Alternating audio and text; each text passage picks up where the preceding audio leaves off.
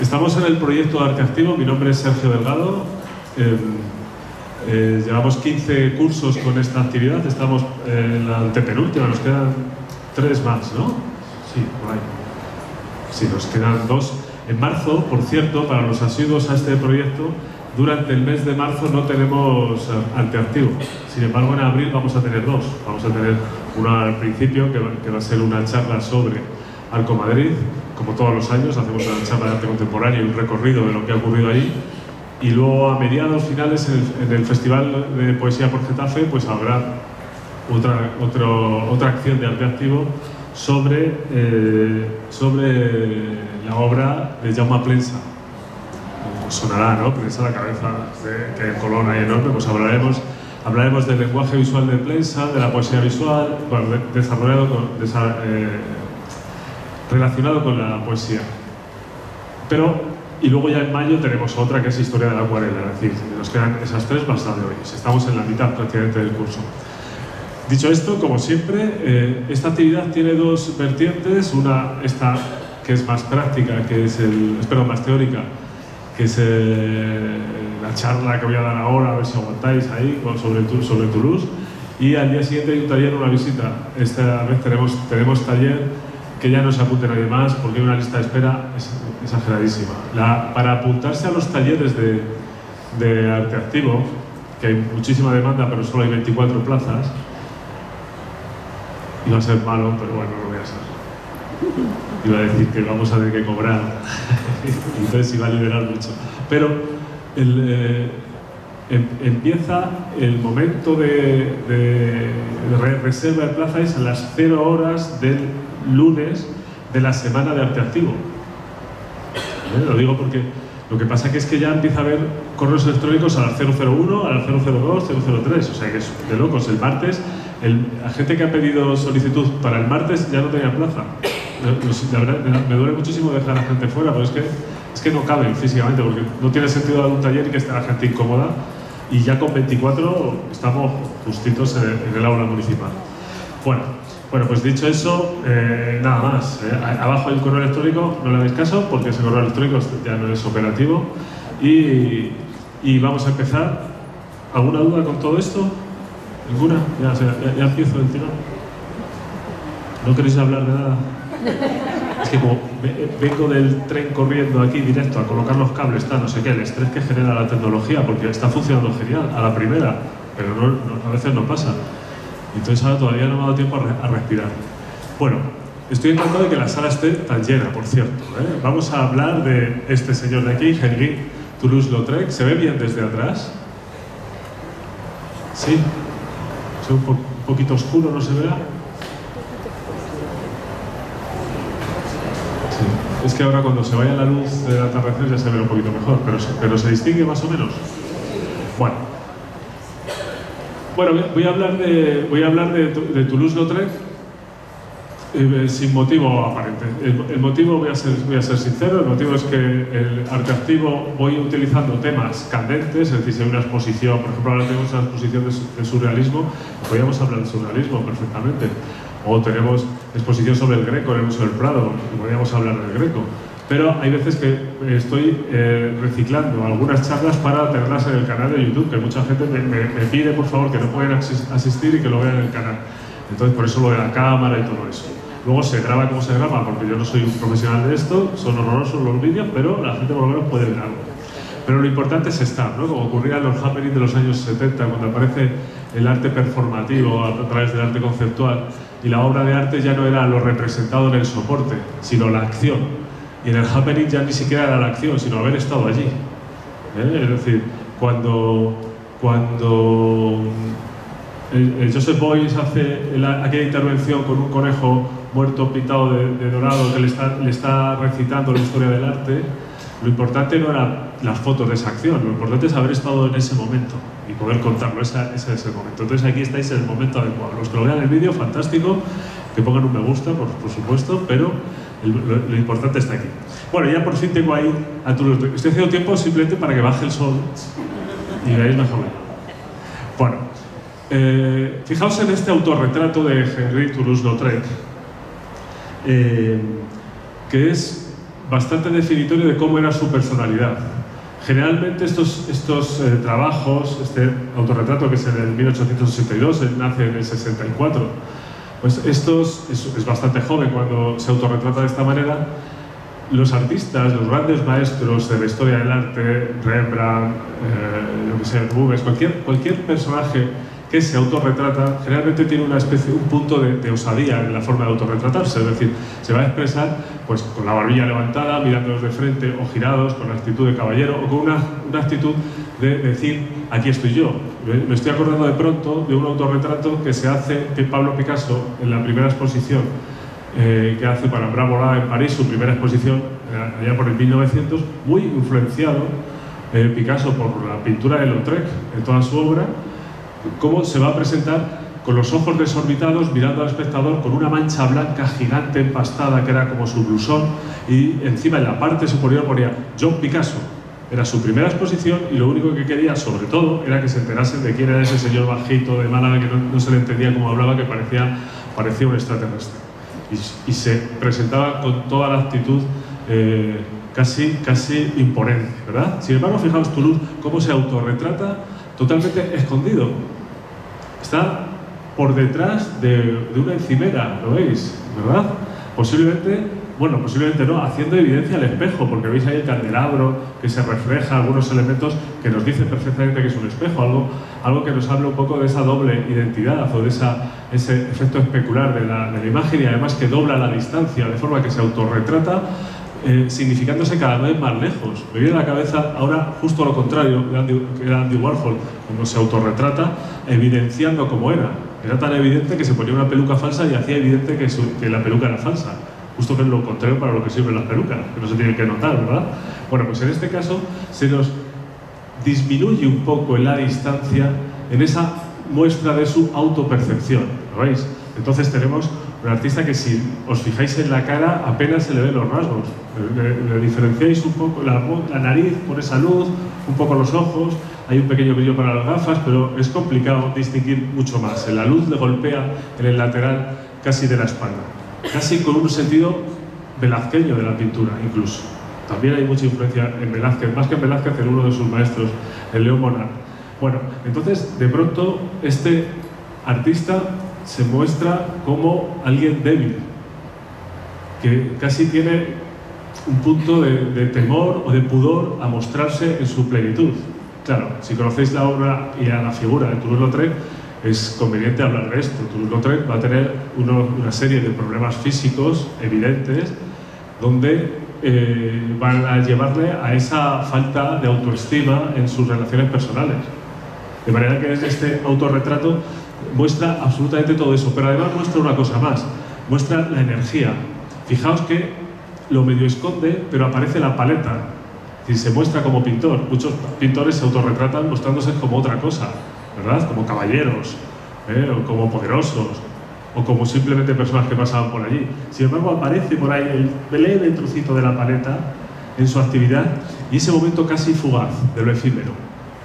Para comprender la pintura de Toulouse-Lautrec tenemos que comprender también ese concepto de lo efímero, de las cosas que pasan de manera instantánea, de alguien que da un salto y luego va a desaparecer. ¿Lo veis? Y además hay una forma también de denunciarse a sí mismo. Yo no soy digno de que me miréis, por eso me escondo. Es con cura con esta forma de hablar. Pero bueno, lo veis, ¿no? Entonces, de pronto descubrimos que en este autorretrato, y fijaos que con los autorretratos al final damos una conferencia entera y nos vamos dentro de un rato, pero descubrimos que el artista está utilizando el medio pictórico ya no solo para agradar a su entorno, sino también para sanarse un poco. Es decir, lo utiliza un poco como vía de escape. ¿Lo veis? Se entiende más o menos todo esto que estoy contando, ¿verdad? Bueno, voy a hablar mucho de Toulouse-Lautrec, pero antes de eso voy a hacer una breve, bueno, en mi caso breve es imposible, pero bueno, introducción sobre cómo era el panorama, porque Toulouse-Lautrec, Henri Toulouse-Lautrec nace muy cerquita de Toulouse, en un pueblo que se llama Albi, pero viaja a París a formarse, primero su educación primaria y secundaria, y luego a formarse como pintor. Y va a estar totalmente influenciado por el entorno parisino.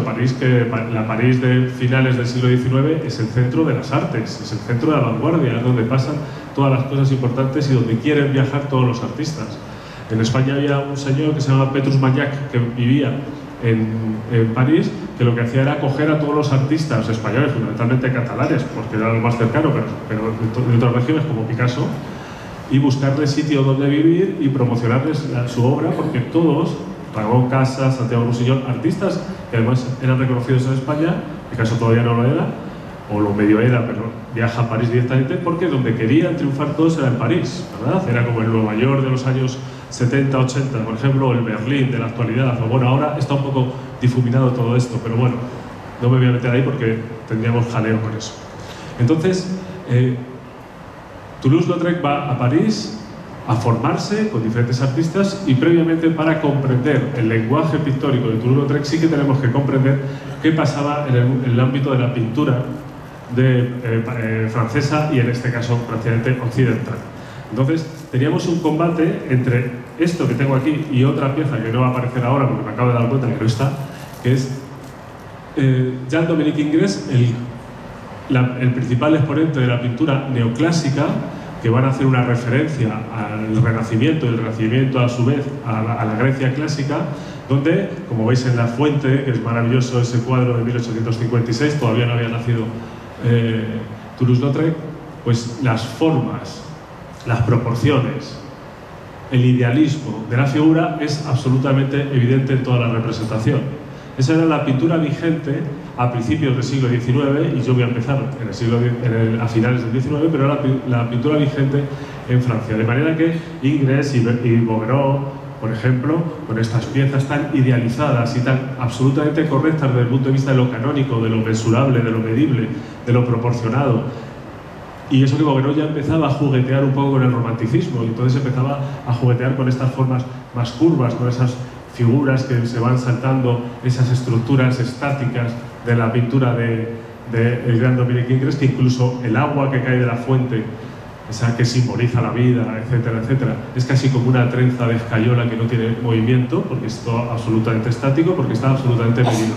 Son perfectos dibujantes que van pintando, y otros artistas empiezan ya a curvar y a redondear los elementos.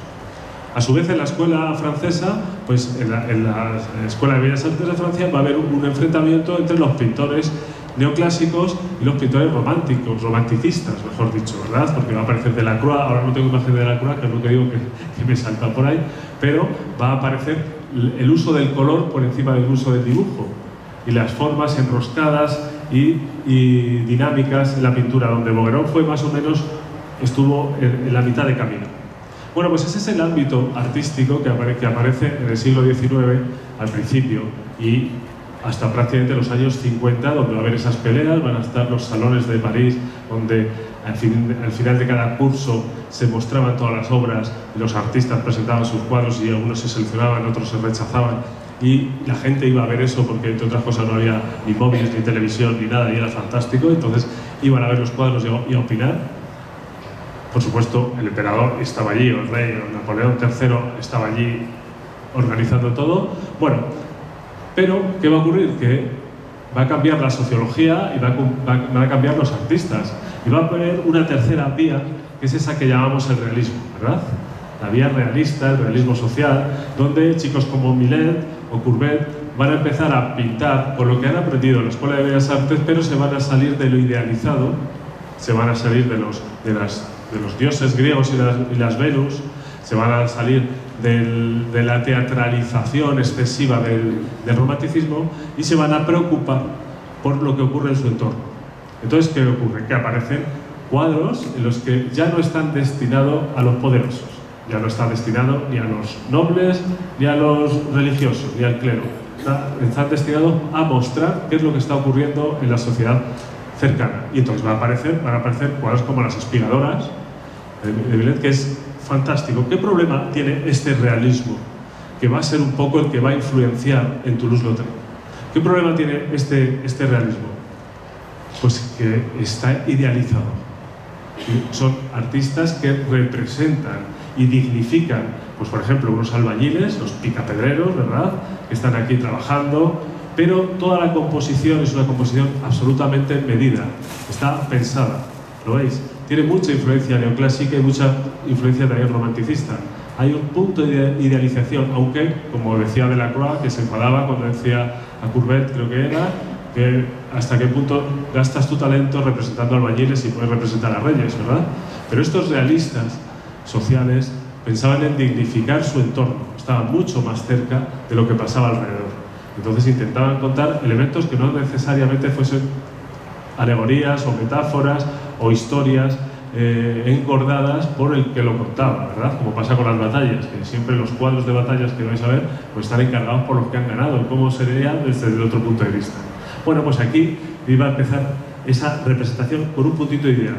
Hay una transición muy importante en este momento, que es la aparición de Edouard Manet. Estoy representando ahora este desarrollo de la pintura francesa del siglo XIX para comprender cómo todo esto va a ser el cóctel, aparte de la absenta, que va a utilizar Toulouse-Lautrec en su obra. Y entonces aparecen artistas como Manet, que fijaos lo que representa en ese cuadro. El Folie Bergère, es decir, ya está en el terreno de los cabarets, de la Belle Époque, su cuadro de 1881, que es justo donde va a estar viviendo y trabajando Toulouse-Lautrec. Lo que pasa es que Manet es un señor que viene de la academia, viene de saber, de conocer a los neoclásicos, de conocer a los romanticistas, y empieza a tener contacto no con los impresionistas, que eso va a ser después, sino con un señor que a lo mejor os suena, que se llama Diego Velázquez, también Goya. Pero cuando Manet viaja a Madrid y va al Museo del Prado y ve los cuadros de Velázquez, se va a dar cuenta cómo esa pincelada absolutamente sintética y dinámica simplifica muy bien esa idealización de las formas, porque se convierte en instantánea.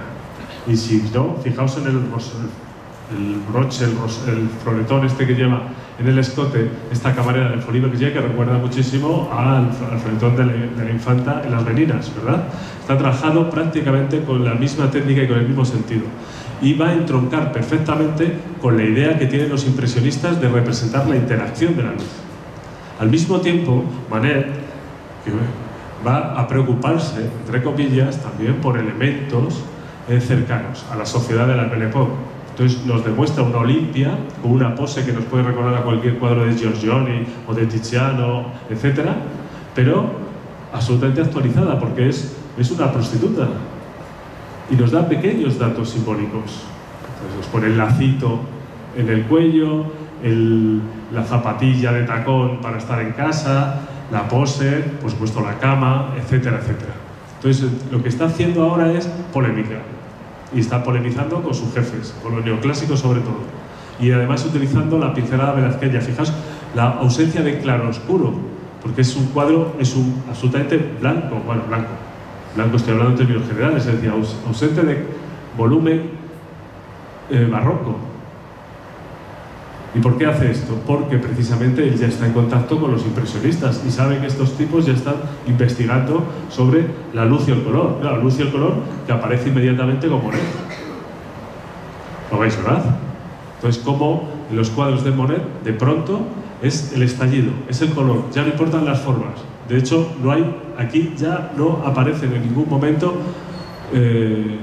símbolos, ni metáforas, ni alegorías. No, esto es Monet, que ha puesto el caballete ahí y según soplaba el viento y daba la luz a los objetos, ha ido analizando con sus colores primarios y su pincelada suelta lo que estaba ocurriendo en ese momento. Y además, a diferencia de los alumnos, o los socios, vamos a llamarlos así, de la escuela de Barbizon, que cuando estaban en el campo pintaban, pero luego acababan el cuadro en el estudio, con lo cual Corot y Millet lo idealizaban, quedaban mucho mañoños. No, ellos acababan el cuadro ahí, in situ. En la última época de Monet empieza a pintar obra en el estudio, los famosos nenúfares gigantes, y ¿cómo los hace? Los hace totalmente de memoria. ¿Por qué? Porque ha pintado tanto fuera, esto es un sentido muy oriental además de las artes plásticas, que lo tiene metido en su cerebro, lo tiene metido en el estómago y en el corazón. Entonces simplemente con esa rememoranza, con ese recuerdo, es capaz de simplificar esos nenúfares, ¿lo veis? Con una síntesis absoluta de la pintura. Pues tenemos aquí estos impresionistas que, si lo comparamos con lo que pasaba a principios de siglo, fijaos la evolución de la pintura. Entonces, ¿qué pasa? Que cuando ahora en el siglo XXI, estamos en el 25, ¿no? 2025. Ahora en el siglo XXI, 2025, ahora que va a empezar algo dentro de poco, nos escandalizamos por algo que propone un artista, cuidado.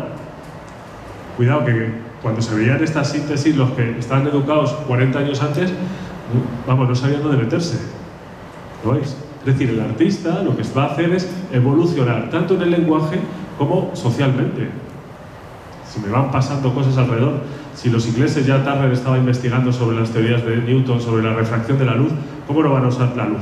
Y ya se van al heavy metal del impresionismo, que es el divisionismo, ¿verdad? Los puntillistas, que ya no les importa ni siquiera el ritmo. Son profundamente aburridos, por otro lado. Esto es opinión personal.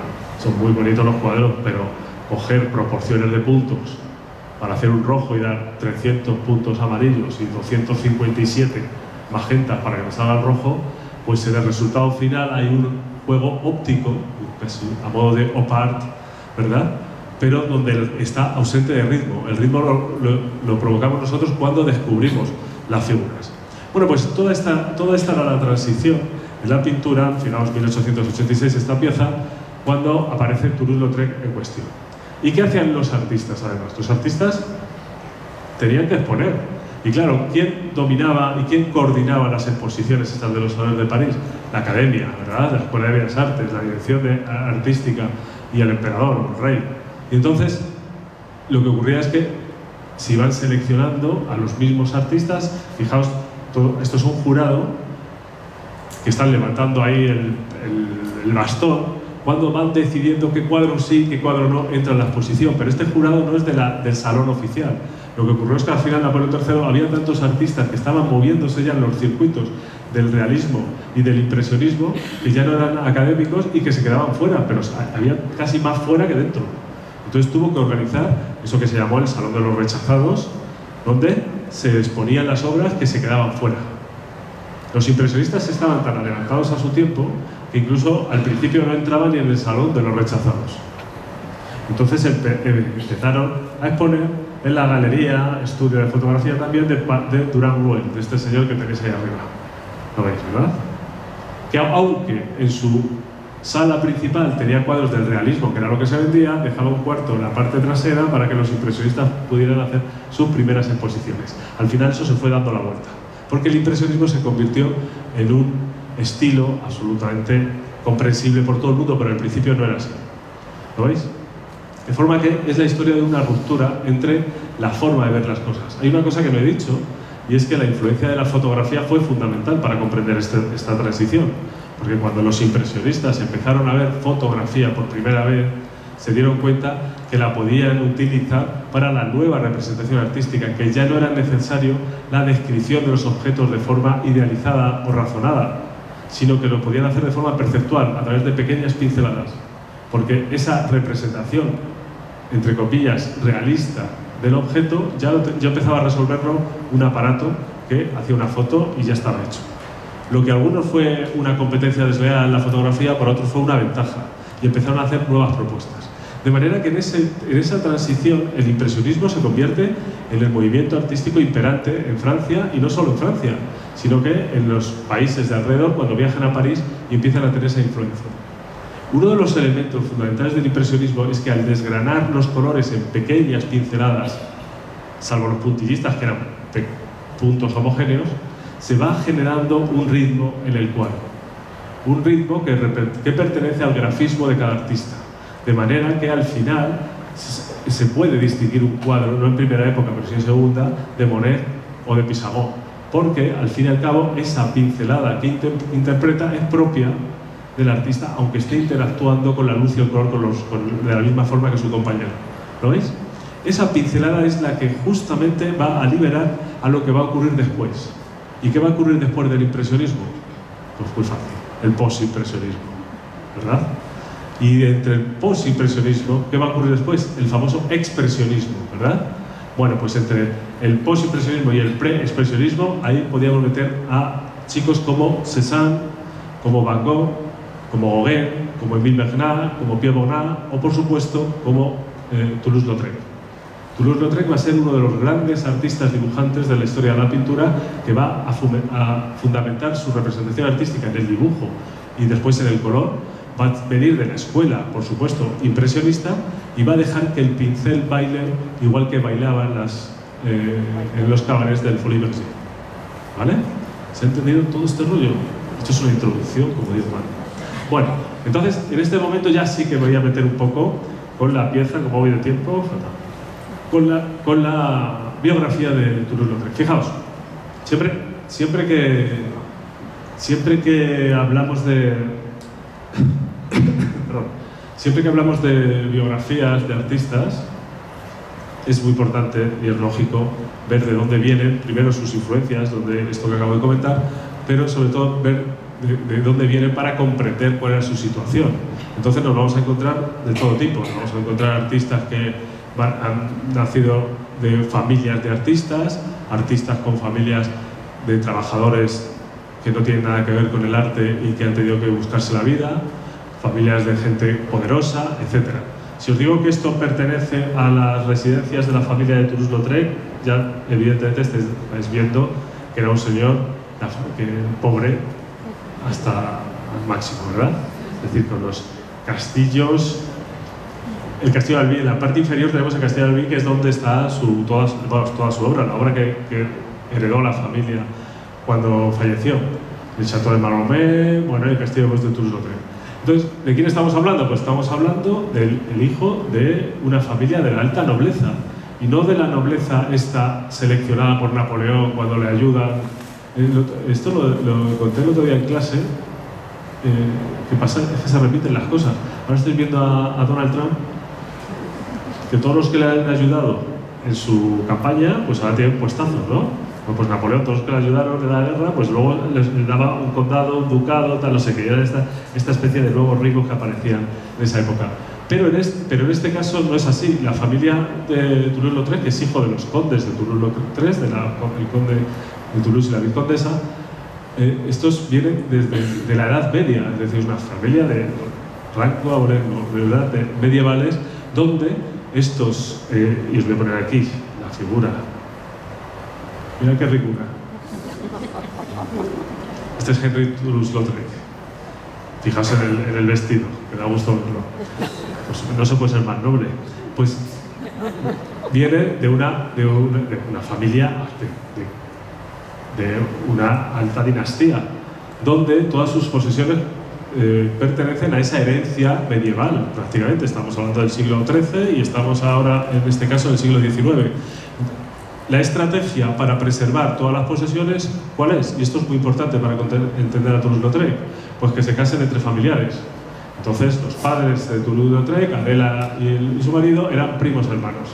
Y entonces van a tener a Toulouse-Lautrec y luego a otro niño. Y claro, ¿cuál va a ser el problema? Pues el principal problema de salud de Toulouse-Lautrec, que era un problema de los huesos, no voy a decir la palabra técnica, pero no me acuerdo, entre otras cosas, pero tenía un problema de huesos que se le iba fracturando, que no iba creciendo, tardó ya, bueno, yo en las biografías dice, tardó 17 meses en andar, pero bueno, yo no creo que sea tan raro eso. No, 17 meses. Un médico te dice, no se preocupe usted si su hijo va a caminar, ya se va a tarde que camine. Pero lo que sí le va a pasar es que, aparte de esa sinusitis crónica que os estaba diciendo y que ceceaba y que tenía problemas en la garganta y tal, pero aparte de eso, el fémur se le iba partiendo, de manera que tuvo un par de caídas o un accidente, se cayó, se partió un fémur y al año siguiente el otro cayéndose por unas escaleras, pero en ningún momento eran actividades como para que fuese tan grave y esos huesos no acaban de soldar bien. Entonces esto fue terrible para la familia y toda esta enfermedad viene fundamentada sobre todo por esa endogamia, ¿no? Por esa hemofilia donde, bueno, pues esa sangre que lleva desde el siglo XIII dando vueltas por los mismos cuerpos, pues al final tiene un jaleo que no veas.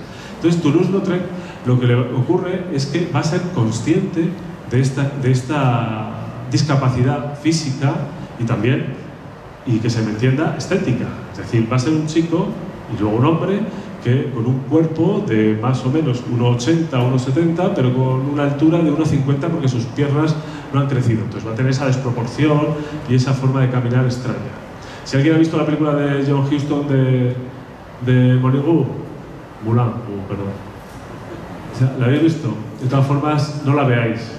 Si la habéis visto, dejadla en vuestro recuerdo. Porque es que yo la vi ayer para recordar cosas y tal, y ha envejecido fatal. Porque el muñeco que hacen para que se vean las piernas es terrible. Bueno, cierro paréntesis.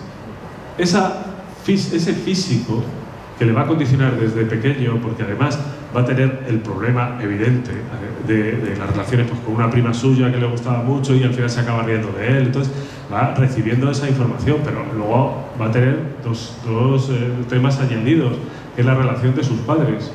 Los padres eran primos hermanos, se casan por conveniencia, por supuesto, tienen un hijo quebradizo, luego tienen otro que muere a los 2 años, entonces el padre ya se cansa y se separa.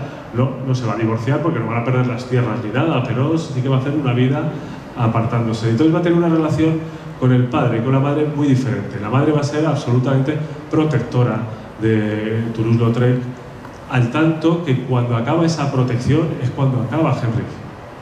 Henry muere con 37 años. Y precisamente cuando... Y no se le puede echar la culpa a la madre en ningún momento porque bastante aguantó la madre. Pero cuando ya dice hasta aquí hemos llegado es cuando Toulouse-Lautrec pierde por completo su nexo con la realidad. Pero fijaos cómo la representaba Toulouse. Esta es Adela Tapiz de Seligan, que es su ciudad de nacimiento, su pueblo de nacimiento, la condesa de Toulouse-Lautrec. Este cuadro es de Henry.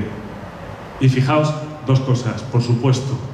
La influencia de la pintura impresionista en el trazo, un trazo fragmentado, un trazo dinámico. Y si os enseño todos los cuadros que llevo, fijaos qué dibujos.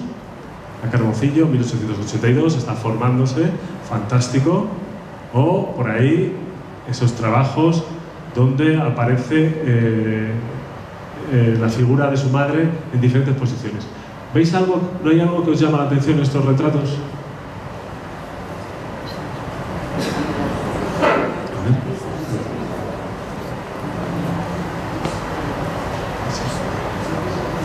Es que desde ahí se ve mejor que desde aquí. Creía que lo veis igual que yo. Digo, no están viendo nada, yo como me lo sé. ¿Veis algo curioso? Fijaos que en ningún momento nos están mirando a nosotros. No es una pose de descripción o de modelado, sino que está en una acción. Está cosiendo, está leyendo, posiblemente la Biblia, porque era muy religiosa. Está haciendo alguna labor doméstica o está tomándose un café o el desayuno. ¿Lo veis? El hecho de que un retratado no nos mire nos genera incertidumbre. Igual que cuando nos mira nos genera una especie de jerarquía, que parece que hay un retrato que te mira, una especie de comunicación visual en la que parece que nos estamos, dependiendo de la pose, parece que estamos conversando con el retratado, pero cuando no nos mira... te sientes un poco mal que un retrato no te mire, porque oye, ¿qué pasa? Que yo estoy aquí para verte y tú no me miras. Sí, y por otro lado, decimos, ¿y por qué no me mira? ¿Qué está haciendo? La pintura de Toulouse-Lautrec es una pintura que se va a fundamentar en la acción. Sus personajes van a estar en el 90% de los casos haciendo cosas. Y en este caso, ¿qué está haciendo aquí? Pues está haciendo labores domésticas y además con una especie de sumisión y suavidad muy relacionada con el ambiente doméstico tradicional. ¿Lo veis? Está leyendo la Biblia, está tomándose un café, está cosiendo, es un momento apacible. Hay una descripción de su madre de esa forma. De manera que podemos ver que la relación que tiene Toulouse con su madre posiblemente esté cerca de ese desarrollo, de ese elemento de seguridad, de tranquilidad, de afabilidad, lo veis. Sin embargo, con el padre, fijaos en el padre, este es el padre. Estos son fotografías, no son cuadros de Toulouse-Lautrec, son fotografías de la época en las que el padre es consciente que es fotografiado, además. ¿Qué os parece? Un personaje, ¿verdad? Es prácticamente el polo opuesto a la madre. Aquí no es una descripción de Toulouse-Lautrec, ahora vemos una descripción de Toulouse-Lautrec, pero lo que sí estamos viendo es que es un señor, para empezar, con un corpachón que le gustaba mucho el deporte, le gustaba mucho montar a caballo, le gustaba cazar, le gustaba la cetrería. Tiene carreras de carromatos de estos con los caballos, montar fiesta, le gustaba disfrazarse. Entonces llegaba a una cena y llegaba con un tutú puesto, cosas así. Era absolutamente extravagante, estrafalario, líder. su hijo le retrata de esta forma. Es el señor que está llevando el caballo, llevando las riendas, ¿lo veis? Absolutamente poderoso, ni siquiera se sienta, ¿eh? Está medio apoyado en esos bancos que tenían los caballos para que fuesen más rápido, amortiguados. Fijaos en la fuerza que tienen los caballos ahí, ¿eh? La anatomía. Fijaos en la forma circular. ¿Qué está haciendo Toulouse-Lautrec aquí? Toulouse-Lautrec en estos cuadros está intentando compensar su discapacidad y su fragilidad en la percepción de su padre a través de la demostración de que no puedo montar a caballo porque me quiebro, pero sí puedo pintar caballos impresionantes. Está buscando impresionar a su padre. Sin embargo, esto no lo va a conseguir. Fijaos, la relación de Toulouse-Lautrec con los caballos viene casi desde el principio. Por supuesto, había caballos en las fincas de los padres, su padre le encantaba, él sabía montar a caballo, pero ya no podía porque a la mínima ya sus piernas no le dejaban, lo cual lo va a sufrir muchísimo porque su padre cada vez va a ver, dice, este no va a heredar nada, con este cuerpo no me va a durar nada. Y encima, cuando se muere el segundo hijo con 2 años, ya abandona un poco la relación familiar, pero uno de sus tíos, cuando está Charles de Toulouse, cuando le llevan al colegio a París, al liceo francés, se van dando cuenta en sus estudios primarios que dibuja muy bien.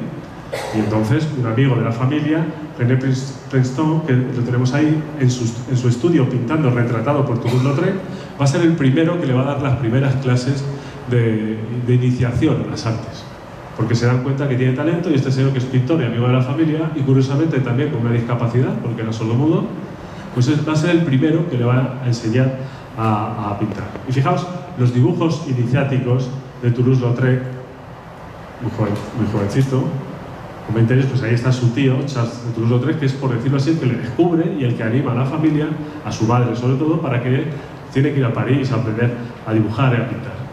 Y en esa va a ser las primeras formaciones de Toulouse-Lautrec, que lo que va a hacer es, a través de fijaos este dibujo, que es maravilloso, porque de nuevo aparece con una representación de un familiar absolutamente haciendo algo, no posando, ¿lo veis? Como pasa en casi toda su representación pictórica, y al mismo tiempo siendo muy amable con la actitud sosegada de este noble que está allí leyendo el periódico, ajeno a que le están mirando. Lo vais viendo. Entonces, esa narrativa de la obra de Toulouse-Lautrec es fundamental, y una de las cosas es que en esta época de formación, pues en verano, pues iban al chateau de su madre, y ahí hizo 11 dibujos del joven Guti, que era este chico que trabajaba, era hijo de los que trabajaban en una de las haciendas de la familia, y va a generar estos dibujos. ¿Qué le falta a este dibujo? Él se va al campo a pintar, y tiene un amigo allí y le dibuja, y están en el campo. ¿Y qué es lo que no hay? Están en el campo. No hay campo. ¿Lo veis, no? Fijaos cómo, a pesar de poder hacer un paisaje y de ser el movimiento principal imperante en ese momento en Francia, que era el paisajismo a través de los impresionistas, él está más preocupado por la figura. Por eso estos bocetos, que al final se convierten en un cuadro, en este y sobre todo en este, son una excepción en la pintura de Toulouse-Lautrec, porque hay paisaje. Veis que ha utilizado los bocetos, pero ha sentido la necesidad de abrir el campo visual, poner el espacio. Enseguida trabaja un retrato para que el paisaje se estreche. Una forma de innovar, como siempre pasa en todos los grandes genios, es alimentarte del padre y luego matarle, ¿verdad? Esto es muy freudiano.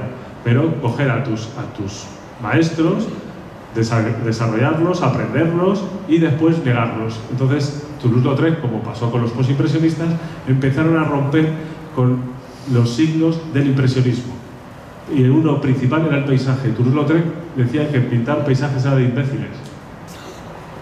No sé yo aquí cuántos paisajistas hay, algunos paisajistas.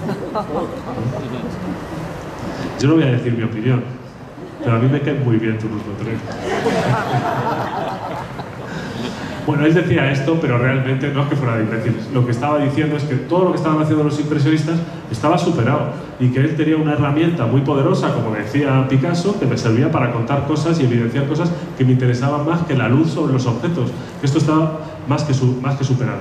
Bueno, pues en esas estamos en las que Toulouse-Lautrec va a viajar a París, y en París ya va a tener una formación pseudo reglada. Es decir, había una forma de estudiar Bellas Artes en París, que era ir a la Escuela de Bellas Artes o irte a academias de grandes maestros.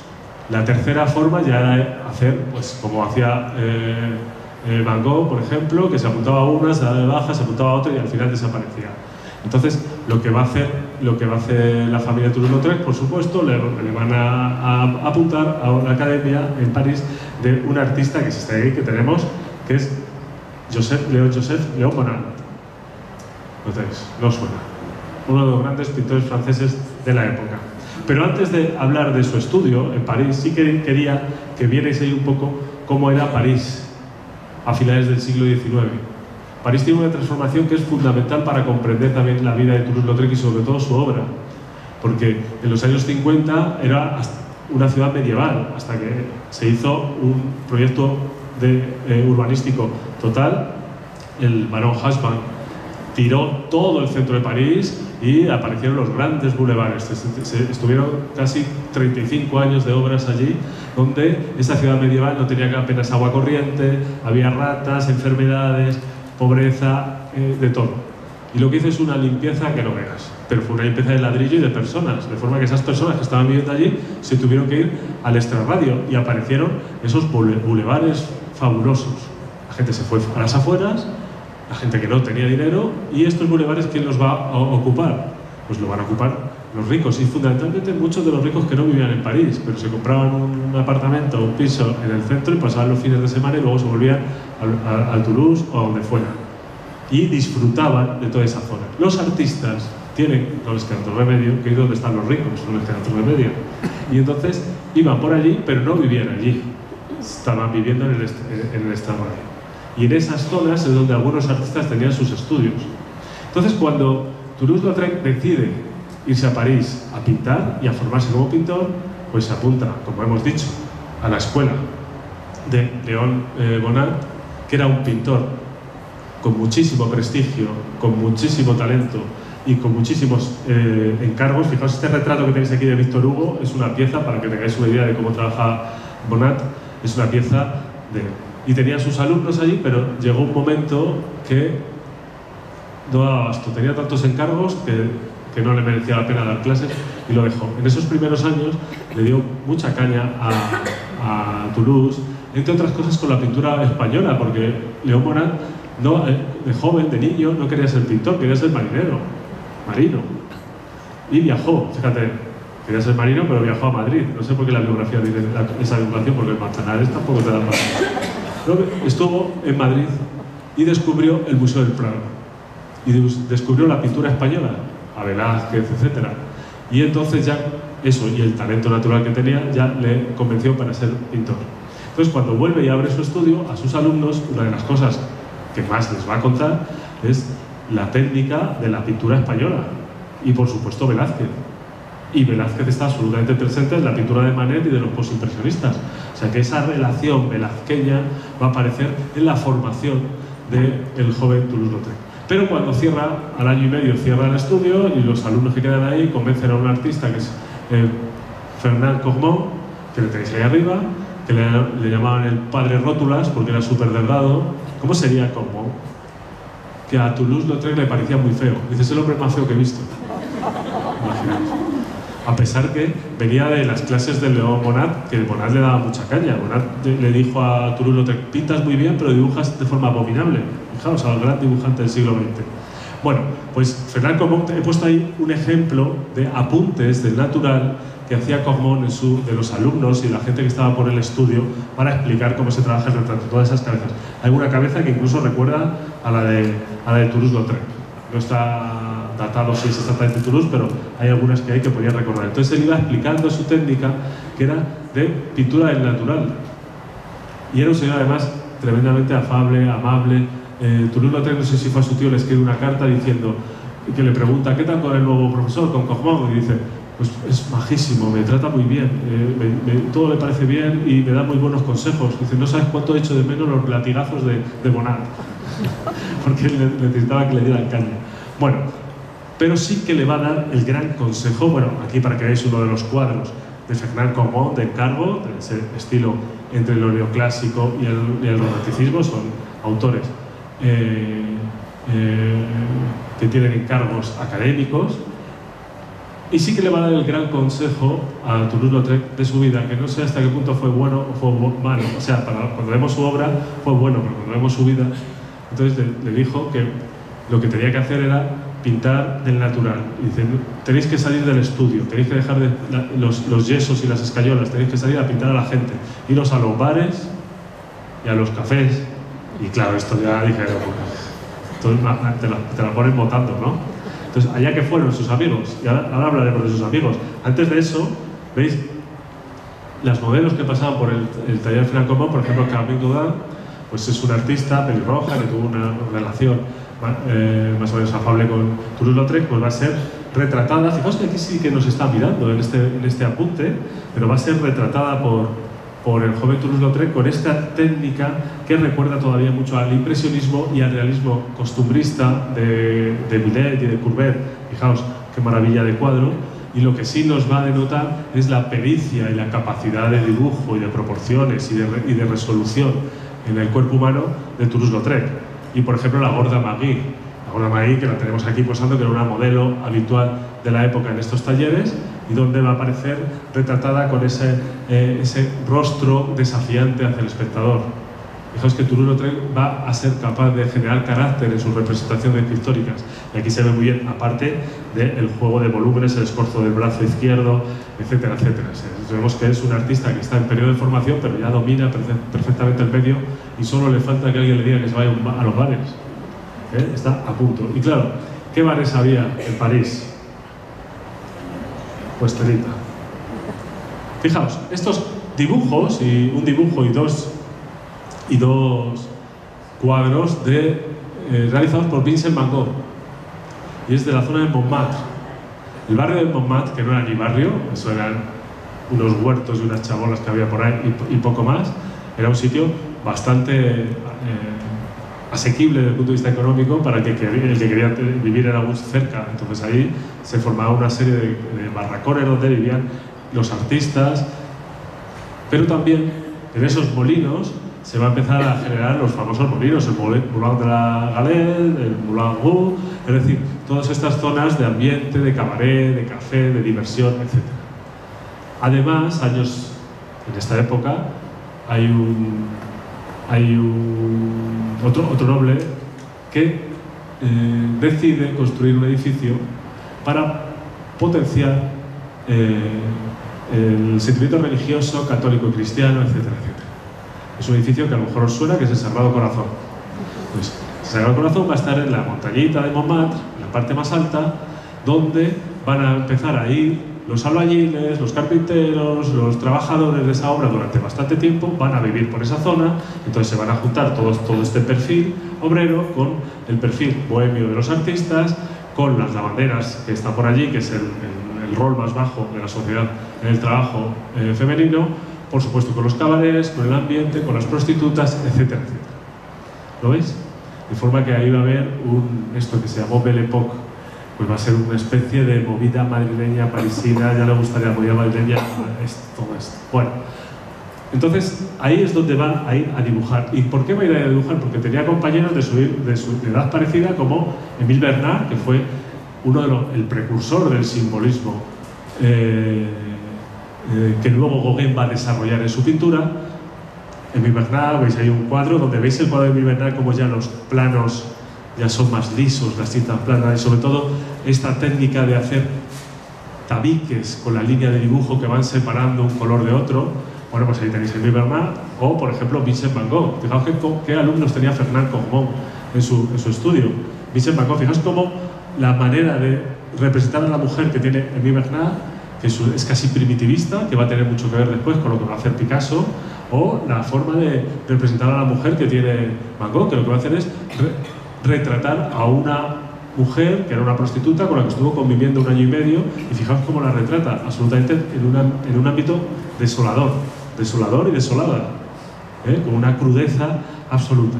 Y lo que tenéis a vuestra izquierda es un dibujo hecho por Vincent Van Gogh retratando Perdón, por Vincent Van Gogh, por Toulouse-Lautrec retratando a Vincent Van Gogh. ¿Lo veis? Y fijaos el ritmazo que tiene este cuadro, este dibujo, por dos motivos.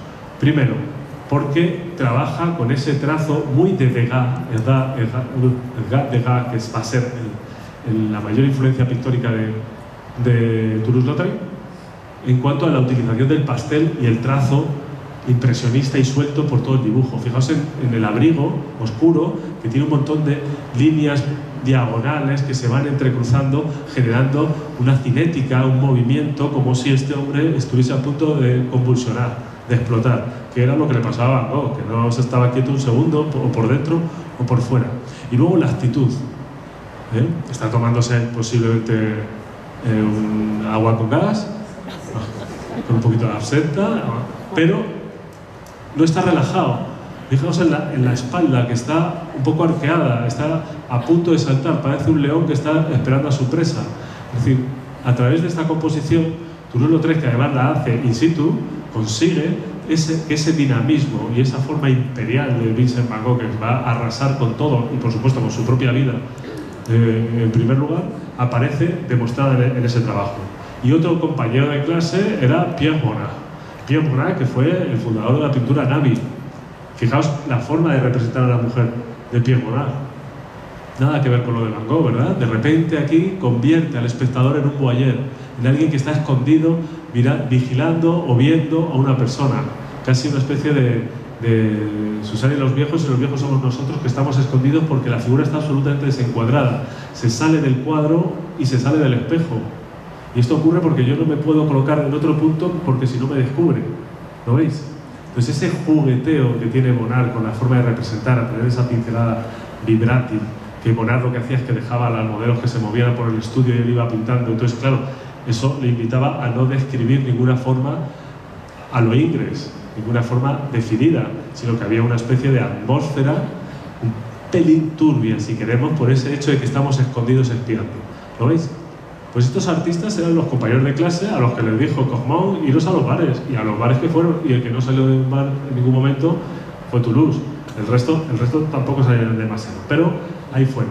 Pero había otro que era mayor y que va a estar rondando ahí el movimiento impresionista, y este es un cuadro de Edgar Degas, que va a conocer a estos artistas y que va a tener mucha relación, porque además es que van a ser vecinos del mismo bloque, Degas y Toulouse-Lautrec, y va a tener mucha relación y mucha influencia en la pintura de Toulouse. ¿Por qué fijaos en este cuadro? Es un retrato de un amigo suyo, que le tenéis ahí, de Xiguet y O, que además eran vecinos, los tres hermanos, un chico y dos chicas y un chico, músicos que vivían en el mismo bloque, que está ahí tocando en primer plano, y este retrato que hace Degas no es solo un retrato, es un retrato de acción, como los que va a hacer luego Toulouse-Lautrec, y además es un retrato donde hay más cosas, porque vemos como las bailarinas están en la parte superior del cuadro, y no nos molestan demasiado, porque comprendemos que este señor está trabajando, tocando en la orquesta en directo, y las bailarinas están en el escenario, que se salen del encuadre, tienen toda la cabeza cortada. Claro, si esto lo haces en la época neoclásica de Ingres, cortar la cabeza a un modelo, te cortan la cabeza a ti. Sin embargo, aquí está hablando de que realmente lo que hay es un movimiento y un desencuadre que hace que el cuadro crezca. Igual que el sonido se amplifica por la sala, ¿lo veis? Entonces van a utilizar esos elementos compositivos que van más allá de lo que queda representado dentro de los márgenes del lienzo. O, por ejemplo, esta vendedora absenta que tenéis ahí, con esas dos diagonales del cuadro para empujar la mirada hacia arriba. Estas diagonales que vienen de la influencia de la fotografía y de la estampación japonesa, pues aquí Degas lo va a mostrar como el efecto más dinámico de aislar a una figura. La figura está acompañada, pero está terriblemente sola. Recordando mucho a Manet con la mujer del Folies Bergère, que está terriblemente sola y terriblemente acompañada, porque nos está mirando con la cara lánguida, pero ahí no hay un desencuadre, y aquí sí que se salen los elementos. ¿Veis la mesa en primer plano, que podría ser nuestra propia mesa que estamos siendo testigos de este momento? ¿Lo veis? Y por supuesto el circo. A Degas y a todos estos artistas les lo intentaba el circo, y a Toulouse-Lautrec también. Entonces Degas va a pintar estos cuadros, y Toulouse pues va a ir muchas veces al circo, un circo que se llama el Circo Fernando, donde va a representar las figuras. Allí tenemos en la parte superior esa mujer con el pelo rojo, que es Suzanne Valandon, que luego tuvo cierta relación con Toulouse-Lautrec, y que es una de las grandes artistas de esta época. Susan Balandón, aparte de acróbata, que luego al final se acaba rompiendo una pierna por hacer el ganso, aparte de eso, era pintora y modelo de artistas. Y bueno, pues ahí la tenemos posando en este cuadro que recuerda mucho la manera de Degas, porque fijaos en la grada, las personas que están fuera del acontecimiento principal tienen la cabeza recortada, pero nosotros, por nuestra experiencia visual, comprendemos que hay un movimiento y hay cosas que ocurren fuera del cuadro que pertenecen a la escena, pero que son secundarias o que invitan a ese movimiento. Fijaos estos cuadros de Toulouse-Lautrec, cómo de pronto sobre esos modelos empieza a estudiar la figura, empieza a estudiar el movimiento, empieza a dejar trascender algo evidente, que es la línea de contorno. ¿Veis la línea de contorno del borde de las figuras? Esto es lo mismo que cuando decía lo de los paisajes son para imbéciles. Los impresionistas reniegan de la línea de contorno porque no existe nuestra percepción. Las cosas no tienen un contorno, sino tienen contrastes. Sin embargo, estos post-impresionistas empiezan a tirar de la línea de dibujo y de contorno porque son conscientes de que lo que están haciendo no es imitar la experiencia visual. Están pintando un cuadro y tiene que quedar muy claro, y esto es fundamental para comprender la pintura del siglo XX, incluso lo que ocurre en el XXI, que lo que ocurre dentro de un soporte artístico es arte y nos puede hacer reflexionar sobre la realidad, pero no es la realidad.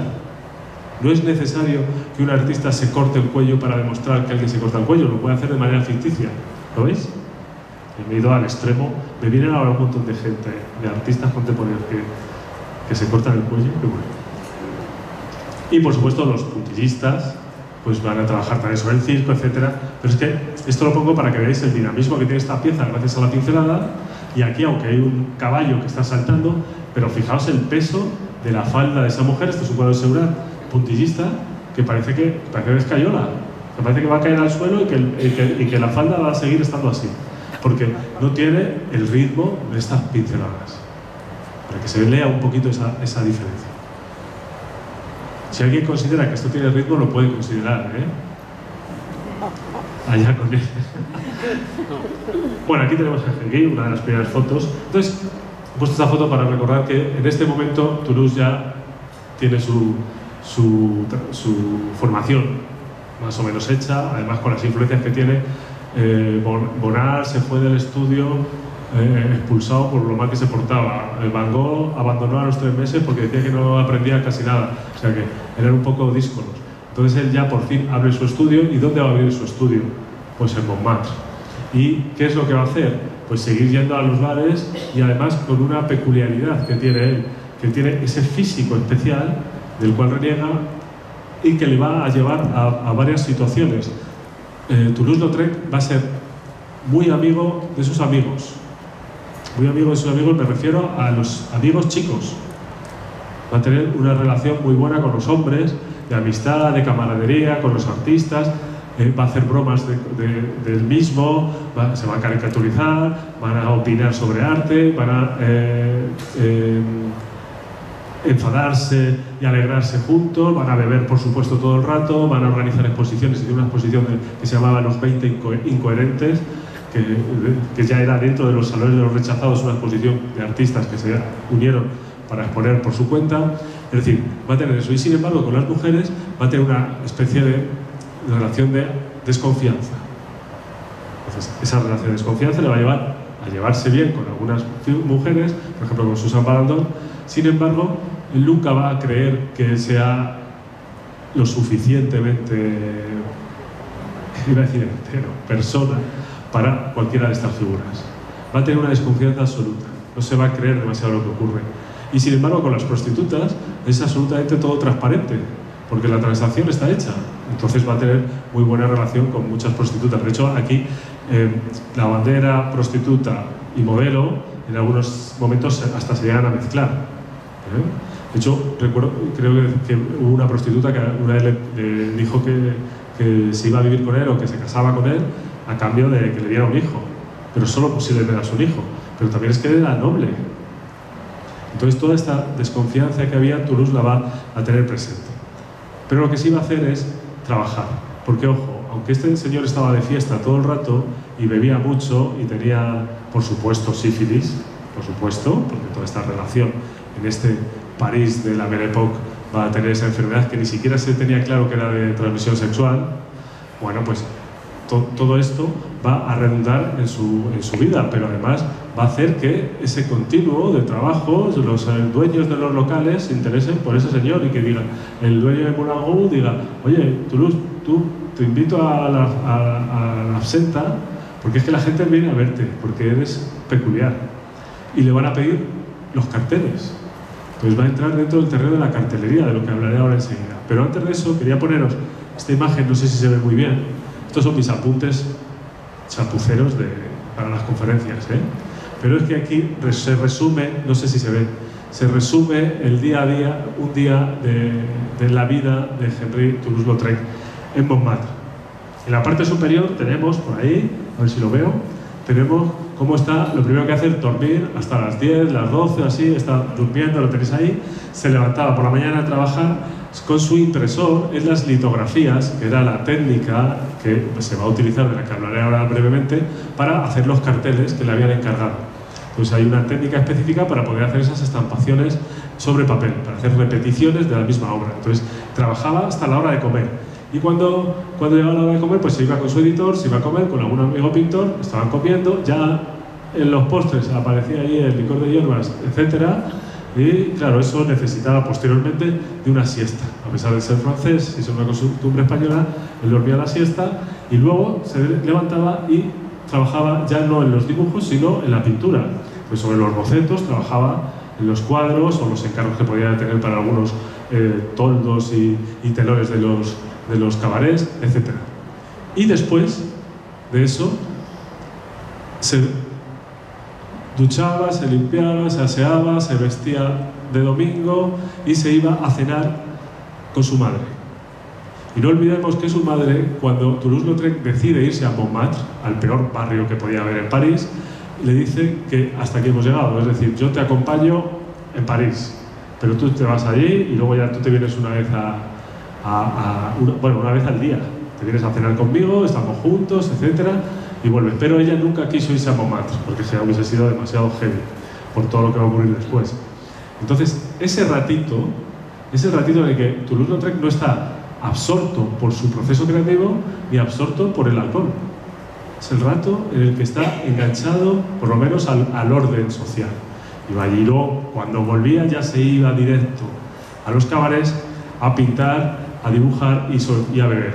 Iba a decir sobre todo, no, a hacer todo al mismo tiempo. Se ponía a coger todos esos apuntes hasta las tantas y de nuevo volvía a dar la vuelta a ese ciclo que tenéis ahí. Claro, lo de los carteles, porque Toulouse-Lautrec no tuvo mucho éxito en las galerías de arte. No tuvo ningún éxito en los museos, en vida me refiero. Pero en vida sí que tuvo muchísimo éxito a través de la cartelería. Aquí tenéis una simplificación, por si alguien no lo conoce, cómo se utilizaba esas estampas litográficas donde Toulouse-Lautrec, después de sus bocetos, hacía un dibujo sobre un buril, con el lápiz sobre una piedra, con el lápiz litográfico, eso se entinta de ácido nítrico y goma arábiga, se entinta la piedra y solo las partes dibujadas se impregnan con la tinta, porque luego eso se limpia y se queda esa línea. Y después esto pasa al tórculo y por presión, en estampación, pues pasa el dibujo, de forma que así puedes hacer todas las copias que quieras. Bueno, Toulouse fue uno de los primeros, que esta técnica inventada por Chernet, que era un pintor de la época, en trabajar estas técnicas, influenciado por la estampación japonesa, que influyó tanto en los artistas franceses, el ukiyo-e. Bueno, pues ahí está el dibujo de Utamaro, por ejemplo, o de Okusai. Pues fijaos, ¿qué vemos ahí con respecto a la representación gráfica? Pues que hay línea de contorno, colores planos y asimetrías. ¿Lo veis? Para conseguir esto necesito ser ordenado, tener un orden, tener una jerarquía y ser sintético. Es decir, hay que ordenar los elementos que quiero representar, no de forma simétrica para que sea dinámico, pero saber cuál es el más importante. Y al mismo tiempo tengo que simplificar al máximo, porque la técnica esta no me permite hacer muchos detalles. Pero es que además un lenguaje visual como es el cartel, en el que lo que quiere es soltar la información, lo que necesita fundamentalmente es esa síntesis, que esté todo muy organizado, que haya jerarquía y que sea sintético. Entonces va a hacer carteles como este. Os suena, ¿verdad? Como voy de tiempo. ¿Cómo vais? ¿Me estoy enrollando mucho? Yo he perdido... ¿Me queda? Bueno, ese fue el primer cartel que le encargan. Ahora creo que se hicieron 3.000 copias. Se hizo famosísimo con este cartel. Al principio la gente no lo comprendía muy bien, luego gustaba porque conseguía su objetivo. Pero fijaos en varios elementos fundamentales. Ahí hay dos personajes que pertenecen al ambiente de Moulin Rouge, de la noche francesa y del cabaret, donde tenemos a la Goulet, que es esa mujer que está con la blusa de lunares dando un salto, moviendo las piernas, que es producto de un boceto previo hecho en natural por el artista.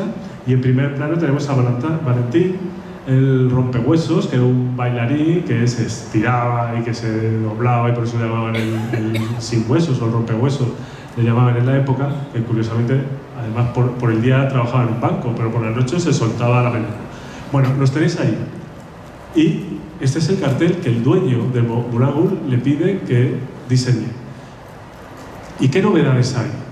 Hay una fundamental. Fijaos, la figura principal no está en el centro de la obra, está desplazada en la parte superior, que es la bailarina, ¿verdad? La importante. Hay esta figura en primer plano que genera profundidad y además esa caricatura de la nariz y de la barbilla y la chistera, que lo que está haciendo es desarrollar una caricatura del ambiente que te vas a encontrar en el local. Y fijaos en la línea de horizonte diseñada por diferentes cabezas y peinados que nos dicen la gente que va allí a disfrutar del entorno. Con muy poquitos elementos te ha generado una fiesta que además es absolutamente dinámica. Hay un desencuadre con esta lámpara que sobresale, que no sabemos muy bien qué es, las formas circulares que entran dentro del cuadro y que salen de manera abstracta, que su único motivo es precisamente generar desequilibrios para que haya muchísimo movimiento. ¿Lo veis? ¿Se entiende? Fijaos la lectura que tenía Toulouse-Lautrec de la síntesis de sus dibujos para generar un mensaje, pero es que además da un paso más allá. El grafismo es fundamental. No sé si habrá algún publicista o algún diseñador gráfico, pero el grafismo es fundamental para transmitir el mensaje. ¿Y qué es lo que hace? Repetir 3 veces una misma palabra, que podría parecer absurdo, pero se genera casi un efecto casi de onomatopeya. Moulin Rouge, o sea, aquí pasan cosas, la gente levanta la pierna, me enseña el culo. Hay gente que se molestó por eso, ¿lo veis? Y sin embargo, fue absolutamente eficaz. A partir de este cartel, ya Toulouse empieza a hacer carteles que nos van a recordar mucho al Art Nouveau o al modernismo catalán. Picasso va a hacer en Los Cuatro Gatos carteles con este estilo. ¿Lo veis por aquí? Fijaos cómo va representando esas figuras. O por ejemplo su amigo Aristide Briand, ¿verdad? Que era un poeta que tenía también un local y con el que tuvo mucha amistad, y le hizo 2 carteles maravillosos y muy reconocibles, que son modernísimos. Yo es que cuando veo este cartel o este cartel y me acuerdo de Warhol, por ejemplo, y parece que Warhol iba con el freno de mano echado al lado de Toulouse-Lautrec. Bueno, veis aquí estas piezas tan maravillosas. Y claro, esta vida en los cabarets que le va a dar esta fama, aparte de que ya la gente conocía, así el pintor enano que está siempre dibujando, pues hacía estas cosas, y le va a llevar a tener relación con artistas que actuaban ahí. Por ejemplo, Jane Avril, ¿verdad? Bueno, pues tenemos aquí a Jane Avril, y todos estos artistas, hay una fotografía de ella y un retrato de Toulouse-Lautrec. Estos artistas van a ser artistas y amigos también, van a ser los motivos de sus cuadros, van a ser los modelos. Pues, tenemos a Jane Avril, que tiene una historia, vamos, no sé si conocéis la historia de Jane, pero ella, creo recordar que ella es hija de un marqués, es hija bastarda, ¿no? Entonces tiene su padre marqués, pero su madrastra pues, le cascaba. Y entonces le dio una paliza y estuvo como bastantes meses ingresado en un hospital. Y entonces, cuando se fue recuperando, con 15 años, no sé si fue bastantes meses o cerca de un año, empezó a bailar para todos los que estaban por allí. Y cuando se recuperó del todo con 15 años, dijo: yo no vuelvo a casa, que me van a seguir pegando. Entonces ya derivó hacia las artes. Y fue una de las grandes bailarinas, fue la siguiente a la Goulet. Cuando la Goulet se deja de trabajar en el Moulin Rouge, entra Jane Avril y fue una de las principales artistas, que posteriormente ganó bastante dinero, se casó con un pintor alemán que le dilapidó toda la pasta, todo el dinero que había ganado y al final acabó en la más triste indigente.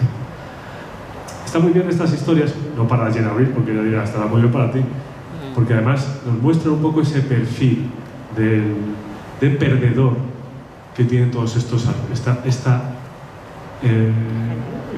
población de la Belle Époque. Digo lo de perdedor porque Toulouse-Lautrec, cuando su padre se entera que está pintando cuadros de cabareteras y de prostitutas, le prohíbe utilizar el apellido. Y es cuando tiene que cambiar y, ¿sabéis? Toulouse, to lost, el verbo lose es perder o perdedor, en francés hace ese juego de palabras y muchas de sus obras están firmadas con las iniciales. Henry Toulouse HTL. Y es precisamente por esto. Y esto estaba lleno de perdedores. Pero fijaos qué cartel tan maravilloso sale de los cuadros de Jane Avril, ¿lo veis? Promocionando sus actuaciones. Y por supuesto, veis el boceto a cartón. Él pintaba cartón, óleo sobre cartón. Una vez le preguntaron, Toulouse, ¿por qué pintas siempre en cartón y no pintas en lienzo? Dice, porque no quiero que mis cuadros me sobrevivan.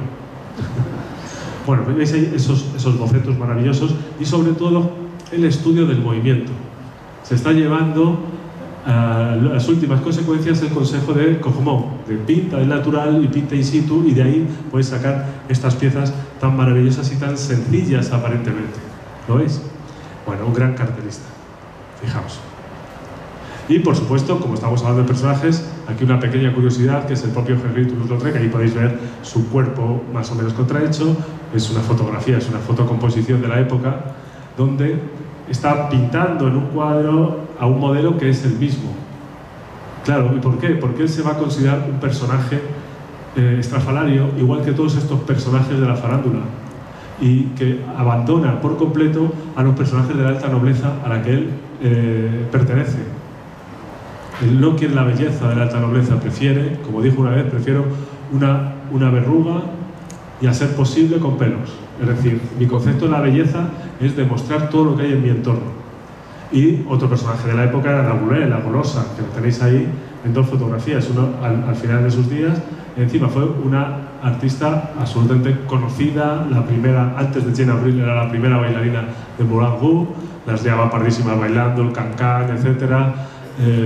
La llamaban la golosa porque se bebía todo lo que quedaba en las copas de los clientes. Bueno, y ganó mucho dinero también, y abrió su propio negocio, su propio cabaret, y se arruinó. Y curiosamente, al final de sus días, que lo tenéis ahí, acabó vendiendo cigarrillos en la misma esquina del Moulin Rouge donde ella había sido la primera bailarina. ¿Veis cómo son todas historias que dan para una novela? Si es que esto es... ¿Me estoy emocionando? Bueno, pues veis aquí cómo la va a representar Toulouse-Lautrec, con ese dinamismo, con ese movimiento que no es nada grácil incluso, hay un poquito de ironía en la forma de representar, porque ella era muy divertida. Entonces coge a dos amigas y se cruza, y los hombros tienen ese movimiento, la mueca de la cara. No se busca una idealización, sino precisamente la diversión que tiene Toulouse cuando las está retratando. Y la gran artista Suzanne Valandon, veis ahí que está pintando. Cuando Valandon fallece, uno de los que va al entierro es Picasso, para que veamos hasta qué punto dentro de la representación pictórica es importante. Edgar Degas llegó a decir, eres uno de los nuestros. Ella posó para muchos artistas y posó para muchos artistas mayores, y ahí siempre había un nexo, he dicho antes, entre la modelo, la prostitución, las relaciones, etcétera, etcétera. Y ella se llamaba Clementine, pero Toulouse-Lautrec, que tuvo mucha amistad, tuvo una amistad afectiva con ella, le puso el sobrenombre de Suzanne, porque decía, es que estás posando desnuda para estos viejos como Susana y los viejos. Y a partir de ese momento ya cambió el nombre por el de Suzanne. Bueno, pues ahí la tenemos pintando, y aquí representada como esa bebedora, con un estilo muy similar al que hemos visto en el cuadro de hace un momento del retrato de Vincent Van Gogh, ¿verdad? Con esa pincelada absolutamente dinámica de la bebedora. O por ejemplo, Mae Milton, que era una artista que esta no es de estas artistas que se han hecho en el cabaret parisino, sino que venía de Nueva York y llegaba a París para ya hacer su gira por Europa y mostrarse en todos los cabarets, en todas las zonas de ocio. De forma que ya estas artistas que vienen de Estados Unidos para hacer gira, buscan a Toulouse-Lautrec para que les haga un cartel. Y lo digo para que veáis hasta qué punto trasciende. Toulouse-Lautrec al final terminó haciendo unas 370 litografías en su cartelería. Dejó como 800 óleos, más de 5.000 dibujos y unas 1.000 y pico acuarelas. Entonces dejó bastante obra, y fijaos en el cartel que hizo de May Milton para representar esa gira. Personajes que aparecían por ahí también, como Chocolat, que era este bailarín de claqué cubano, que claro, siendo negro llamaba la atención muchísimo, y entonces dibujaba. De hecho, de estos dibujos dicen que Gene Kelly lo utilizó como modelo para una de sus películas, pues va a aparecer ahí. Y otros, y fijaos en este estudio, el estudio de Toulouse-Lautrec, cuando representando uno de los encargos, uno de esos cuadros. ¿Dónde? Que es este cuadro que tenéis aquí, el baile de Moulin Rouge. ¿Cuántos sombreros de chisteras veis ahí? Casi todos, ¿verdad? O alguna Pamela y poco más. ¿Por qué digo esto? Porque estos cabarets iban, como he dicho, la gente de la obra del Sagrado Corazón, de Sacré-Cœur, bajaban allí a tomarse algo. Estaban los artistas bohemios, por supuesto.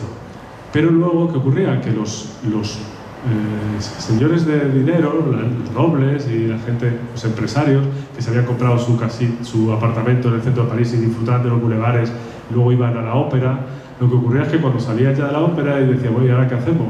Pues dejaban a sus señoras en casa y se iban a Montmartre.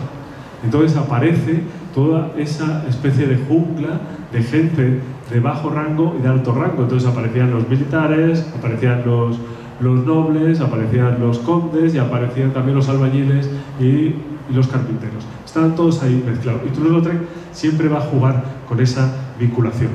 Mirad, aquí tengo en este dibujo de este caballo, veis ahí la simplificación de la firma de Toulouse-Lautrec, que en vez de poner todo el nombre, hizo ese anagrama con sus 3 iniciales para que su padre no se molestara, cosa que le fastidió bastante. Hubo 2 elementos que le van a fastidiar mucho a Toulouse-Lautrec.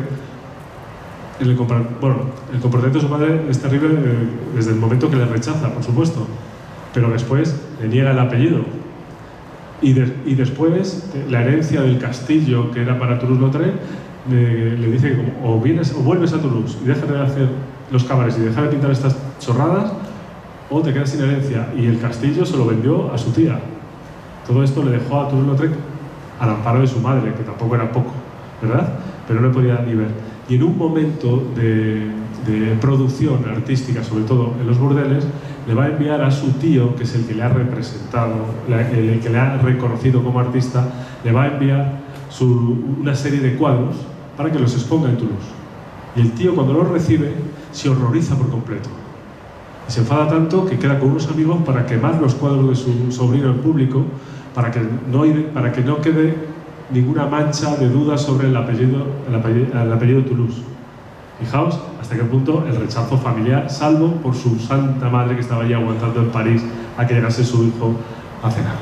Bueno, cuadros de personajes cercanos a Toulouse-Lautrec, como puede ser Mademoiselle Dior, que es la hermana del músico que hemos visto antes, y fijaos que a la izquierda es el retrato que hace Toulouse-Lautrec y a la derecha el retrato de Degas, porque como los conocían porque eran vecinos, pues pintaron 2 retratos. Fijaos en la diferencia absoluta. A Toulouse-Lautrec le interesa el qué está haciendo, y a Degas es la cara de ella. ¿Lo veis? Como son objetivos totalmente diferentes, lenguajes totalmente diferentes. Bueno, y por supuesto, todo este ambiente de alcohol y de dolor de cuerpo y de ambiente nocturno va a derivar en la representación del mundo de los burdeles, hasta el punto que Toulouse-Lautrec va a irse a vivir, abandona su estudio en Montmartre y se va a vivir durante un tiempo en una habitación alquilada dentro de un burdel, donde va a tener amistad con las prostitutas. Pero Toulouse en ningún momento va a ser un artista de corte erótico. No hay ninguna erótica en la representación pictórica de Toulouse. Hay narrativa, él decía, yo no juzgo, pinto. Es decir, no va a buscar ni idealizar, ni siquiera hacer un ejercicio de morbo con lo que está ocurriendo. Simplemente va a representar esas caras de cansancio, esas poses de esperar, esa soledad. Fijaos en esta maravilla de cuadro desde el punto de vista de lo que realmente es realismo social. Cuando hemos visto a Courbet con las espigadoras allí, a ninguno nos daba la sensación que les dolía la espalda, porque es todo tan bonito. Sin embargo, un realismo social eficaz es las caras de desesperanza que tienen estas prostitutas que se están levantando el faldón porque están haciendo cola para hacerse una inspección médica, porque la prostitución era legal, pero tenía que tener una tarjetita que les diese el alta médica. Entonces les hacían unas revisiones no agradables. Entonces nos está enseñando eso, y no solo eso, que estas mujeres, si no conseguían ese carné, no podían ejercer la prostitución. Y entonces, porque estaban enfermas, porque tenían sífilis o lo que fuera, entonces lo que hacían es que las recluían en un hospital, entre comillas, de monjas, de una orden cercana, y entonces ahí estaban haciendo trabajos forzosos y mal alimentadas, y muchas morían ahí. Por eso muchas de ellas falsificaban sus carnés, con lo cual la sífilis ya era, vamos, por todo. Entonces, Toulouse-Lautrec nos va a buscar ese sentido. Y otro elemento fundamental para comprender la vida de estas mujeres era precisamente esto. Fijaos qué cuadro tan maravilloso. Pero este beso, que en muchos manuales te habla del beso de un hombre y una mujer, no, este es el único cariño que podían tener estas prostitutas era de sus compañeras. Entonces todas estas escenas de, vamos a llamarlo lesbianismo, aparecen en sus cuadros. Son dos mujeres en la cama, dos mujeres besándose. ¿Lo veis? Y Lautrec tenía acceso a todo esto. Era como uno más de los que estaban por allí. Tenía relaciones con ellas en algún caso, pero podía expresarnos ese ámbito tan evidente, esa representación tan clara de cómo era la situación de estas mujeres. Por lo tanto, fijaos dónde está el concepto de belleza. En la fuente de Toulouse de Ingres, que es una Venus espléndida que parece de mármol, o en estas mujeres que están, no voy a decir derruidas, pero sí que están obligadas por las circunstancias a tomar estas decisiones.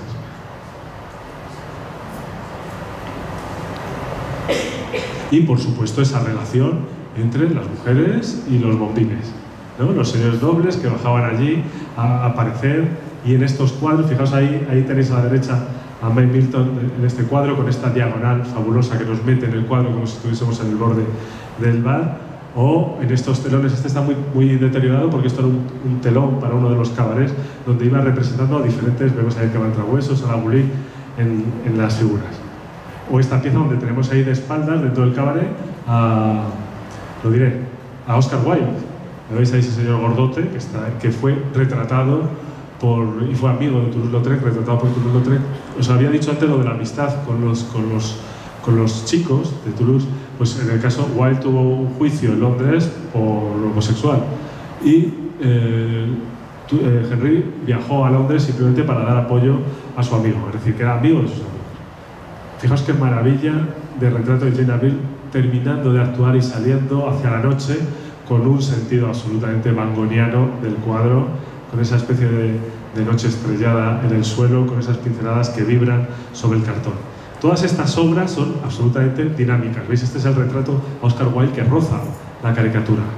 Como otros retratos rozan, no el esperpento, pero sí la realidad de esta bailarina, esta payasa japonesa, Chao Kou, donde la retrata sin que le veamos el rostro, simplemente se está ajustando un poco, parece, el corsé para salir ahora a bailar. O el intimismo de los cuadros en estudio de algunas compañeras del burdel. ¿Lo veis?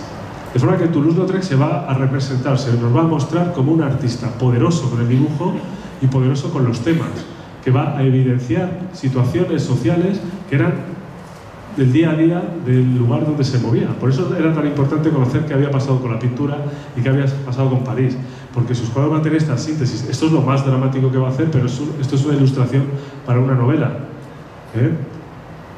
La de Pest, pues donde hay un ahorcado ahí. ¿Lo veis? Con ese juego ahí para imprenta de negativo, de tintas planas. Bueno, un ilustrador fantástico. O estas representaciones, este es un pintor amigo suyo, con las mujeres allí, con las máscaras, a modo de mostrador. Lo vais viendo. A medida que Toulouse-Lautrec se fue metiendo en este ámbito representativo, veis aquí estas pinceladas tan libres, o una vuelta a los caballos iniciáticos de su obra, le va a ocurrir una cosa grave para él, que es la siguiente. Su madre, cuando se entera que ya está viviendo en un burdel y que no hay forma, pues en una de estas cenas le dice: yo ya no aguanto más, ya soy muy mayor, tú ya eres mayorcito, que tienes 35 años, pues ahora yo me vuelvo a Toulouse y tú sigues con tu vida, porque esto a mí me cuesta aceptar todo lo que estás haciendo. Y los cuadros, tu tío que los ha rechazado, a mí me han dicho que los han quemado. Bueno, todo esto es un desastre. Y se va de París. En ese momento, ¿os acordáis en ese día a día de Toulouse-Lautrec? Ese único cordón umbilical al orden mental que tenía, que era la cena con su madre, desaparece. Y en ese momento da una vuelta de tuerca más. Entonces ya aparece el Toulouse-Lautrec que enloquece, que le duelen las piernas, que tiene procesos de semiparálisis por la sífilis, que el alcohol, que es continuo, la absenta, que le llamaban, cuando veía una absenta, dice: estrangúlame un papagayo, porque como era verde, pues era como que si habían estrangulado un papagayo. Se inventa hasta un cóctel que lo llama el terremoto, que es absenta con coñac, o sea, fantástico para todo, para la salud. Entonces, y no tener ningún momento de descanso en este ámbito hace que cada vez pinte menos, que cada vez pinte a su aire y sobre todo que enloquezca. Entonces va a tener etapas incluso de delirium tremens. Entonces sus amigos una vez le sacan de la habitación porque está con una pistola disparando a las paredes porque dice que hay arañas. O quema periódicos y los tira por la ventana porque dice que huele mal en su casa. Claro, si él se abandona por completo, deja de lavarse, etc. Claro, todo esto va a llegar a oídos de su familia y de su madre, y con todo el dolor del corazón de los nobles Toulouse-Lautrec, le ingresan en un psiquiátrico. Y aquí va a pasar algo fundamental para comprender la obra de Toulouse-Lautrec y por qué este señor es un genio. Porque, claro, un centro psiquiátrico, vamos a llamarlo manicomio, para ponernos al día del siglo XIX, que era casi como una prisión, pues le va a llevar a desintoxicarse en una celda donde no puede salir. También le pasó a Vincent Van Gogh. Y le va a llevar sobre todo a dibujar un cuaderno, no sé si son 39 ilustraciones, que es sobre el circo. El circo donde van a aparecer esos caballos que rememoraban a su padre en un principio, y esas figuras acróbatas que pertenecen al mundo de las artes dramáticas. Todos estos dibujos los hace de memoria, con una precisión en algunas anatomías y en las formas increíbles, el perrito. Y de esta forma, él dice: compré mi libertad haciendo los dibujos del circo, porque de esta forma demostró a los responsables del psiquiátrico que ya estaba bien, que él estaba en sus cabales, que había tenido episodios, pero que estaban resueltos. Y son absolutamente fantásticos. Es decir, esa capacidad de dibujar de memoria todo lo que ha ido conociendo y practicando a pesar de sus problemas físicos es fantástica. Lo veis ahí, o se ve por ahí. ¿Qué va a ocurrir? Que cuando sale del psiquiátrico, su madre le asigna un tutor, un primo de la familia, le paga para que esté pendiente de él. Él vuelve a pintar, de hecho pinta varios cuadros de familiares, pero vuelve a beber. De hecho, se cuenta la anécdota de que el del bastón, sin que se entere su primo, no tiene hueco con una tapa para tener alcohol y poner bebiendo. De forma que poco a poco se va a ir deteriorando más hasta que al final acaba descansando en un chateau, en un castillo en Toulouse, con su madre los últimos meses de vida. Estamos hablando que tiene 36, 37 años. Donde, cuando ya está muy enfermo, su padre va a ir a visitarle, y cuando él en la cama ve a su padre, le dice: ¿has venido a ser testigo de la matanza? En ningún momento le va a perdonar, claro que le va a perdonar, pero está allí. Entonces, Toulouse-Lautrec acaba falleciendo, y para colmo de los colmos le van a pasar más cosas después de muerto, porque le entierran donde decide el padre que le entierren, en la tumba de Père Lachaise. Y al año su madre rescata, hace que saquen el cuerpo, o lo que quede del cuerpo, para enterrarle en su ciudad natal, que era donde tenía que estar enterrado. O sea que ni para eso se ponían de acuerdo. Y encima la madre, con uno de los primos, decide toda la obra que tiene Toulouse-Lautrec donársela al Louvre. Y el Louvre dice, uy, estos cuadros, esto no tiene nada que ver con nosotros, no los queremos para nada. Entonces coge toda la obra, los dibujos, las pinturas, y se van a la ciudad de Toulouse, y en la alcaldía dice, no, nosotros este hombre con lo que nos viene de París que ha hecho, no queremos nada, no queremos nada. Bueno, pues por Castillo no iba a ser. Y entonces, al final acaba llevando toda la obra al Museo d'Albi, que es la ciudad natal de Toulouse, que se puede visitar, no sé si habéis estado, pero merece la pena. ¿Qué va a ocurrir? Que en 1920 se hace una especie de retrospectiva, homenaje a Toulouse-Lautrec, y es el Louvre el que manda una carta diciendo, oye, que esos cuadros que dijisteis que eran nuestros, que los queremos ahora. Y ya dijo la madre, no, estos se quedan aquí. Toulouse-Lautrec rompe con los impresionistas y además va a tener influencia en los siguientes artistas. Ese cuadro que tenéis ahí a la derecha no es de Toulouse, es de Pablo Picasso. Estas figuras que tenemos aquí de Egon Schiele pertenecen al imaginario de las figuras tumbadas de Toulouse-Lautrec. Estos colores planos de Matisse pertenecen a la cartelería y a los colores planos de Toulouse-Lautrec. Fijaos, la primera exposición que hace en París, Lautrec, perdón,